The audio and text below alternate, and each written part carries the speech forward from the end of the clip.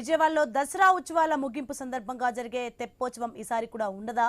కృష్ణానదిలో వరద ఉధృతి కారణంగా తెప్పోత్సవం నిర్వహించడం అసాధ్యమంటూ ఇరిగేషన్ శాఖ లేఖ రాసింది. నదిలో హంస వాహనం ఉంచి అందులో ఉత్సవమూర్తులకు పూజలు చేసేందుకు కూడా కష్టమే అని చెప్తున్నారు. ఇక ఈ నేపథ్యంలో ఆలయ అధికారులు ఎలాంటి నిర్ణయం తీసుకుంటారనే ఉత్కంఠ నెలకొంది.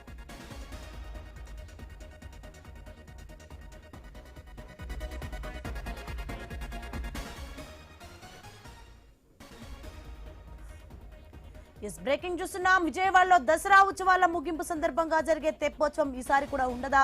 కృష్ణానదిలో వరద ఉధృతి కారణంగా తెప్పోత్సవం నిర్వహించడం అసాధ్యమంటూ ఇరిగేషన్ శాఖ లేఖ రాసింది.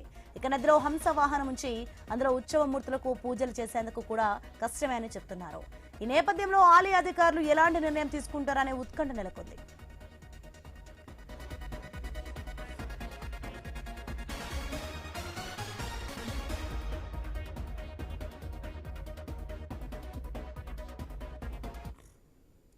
రైట్, ఇదే అంశానికి సంబంధించి మరింత సమాచారం మా ప్రతినిధి కాంతి ఫోన్లలో అందిస్తారు.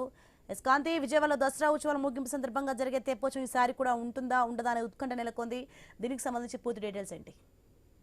సోని, ఈ ఏడాది కూడా దసరా శరన్నవరాత్రి ఉత్సవాల్లో ఆఖరి ఘట్టమైనటువంటి తెప్పోత్సవ కార్యక్రమం జరిగేలాగా కనిపించడం లేదు. ఎందుకంటే కృష్ణా నది వరద నీరు ఉధృతంగా ప్రవహించడం, దాదాపుగా 7 లక్షల పైచీలకు నీరు వస్తున్న నేపథ్యంలో అక్కడ నదీ విహారం కాదు, అసలు హంసవాహనం పైన శాస్త్రోక్తంగా జరగాల్సినటువంటి పూజాది కార్యక్రమాలు చేయడానికి కూడా కష్టంగా ఉంటుంది. ఆ నదిలో హంసవాహనం పైన పూజా కార్యక్రమాలు, ఉత్సవ విగ్రహాలు పెట్టి కనీసం పంతులు ఎవరైతే అర్చకులు ఉంటారో అర్చకులు పూజాది కార్యక్రమాలు చేయడానికి కూడా 2వ ప్రమాద హెచ్చరిక జారీ చేసి ఉన్న నేపథ్యంలో ఇబ్బందిగా ఉంటుంది. కాబట్టి హంసవాహనం పైన పూజలు కూడా కుదరదు అని చెప్పి ఆల్రెడీ ఇరిగేషన్ అధికారులు ఇప్పటికే ఆ దుర్గగుడి అధికారులకు సమాచారం అందించారు. ఈ నేపథ్యంలో తెప్పోత్సవ కార్యక్రమం అనేది పూర్తిగా బ్రేక్ పడిందని చెప్పుకోవాలి. ఎందుకంటే వరద ఉధృతంగా ప్రవహిస్తోంది. హంసవాహనం పైన